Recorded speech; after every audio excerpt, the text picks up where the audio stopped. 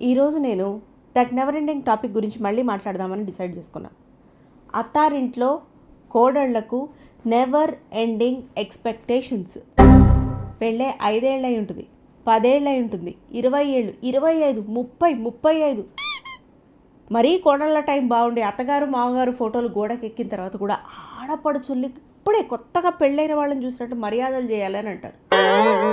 అసలు ఎలా ఇంత లైఫ్ లాంగ్ చేస్తూ చేస్తూ చేస్తూ ప్రాణం పోతే ఎందుకు బతుకుతున్నావు అని అనిపించదు? ప్రతిరోజు చచ్చి బతకటం, దినదినగండ 100 ఏళ్ళ ఆయుష్ అంటారు. ఇదే ప్రతిరోజు చచ్చి బతకటం ఎందుకు?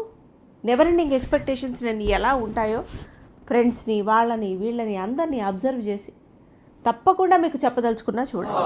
అంటే ఇది విని ఒక్క అత్తారిల్లు మారినట్టే.